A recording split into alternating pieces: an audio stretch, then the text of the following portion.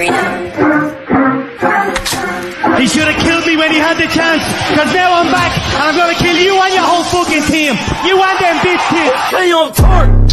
At the party, fuck around pussy boy, and you get burnt.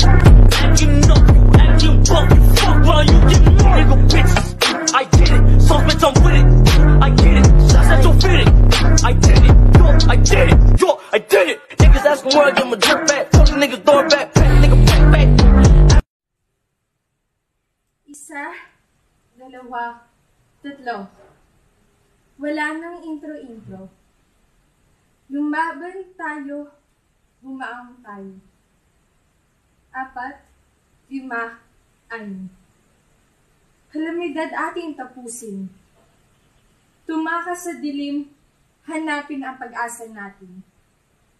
Sa pagbilang ko ng 7, sabayin natin iangat ang mundo.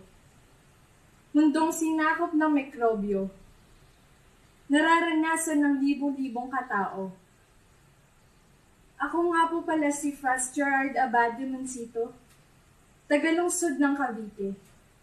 18 ang edad, nangangarap para sa kinabukasan.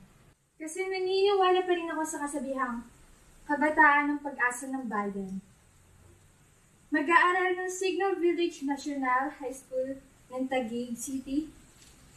Nasa pangalawang antas ng Senior High School. Mag-aaral ng Home Economics. Nag-aaral hindi lang para matutong magluto, kundi para matutong magserbisyo. Serbisyong hindi lang para sa pagkainan, kundi serbisyong kabutihan. 8 at 9. Pagsubok ay harapin. Sa kunang hinaharap ay tapusin para sa mundo natin. At sa pagbilang ng 10, wala nang magtatago. Ibalik ang dating saya at sigla. Tapusin na natin ng sabay ang pandemya. Tumakas sa mga sakuna. Abutin ang kalayaan at pag-asa para sa sarili at ekonomiya. At bago matapos ang aking pagpapakilala, tula ko'y sanay iyong maging inspirasyon para sa pag-asa. Bumangon at magsimula na wala ng pangako, purong paasa.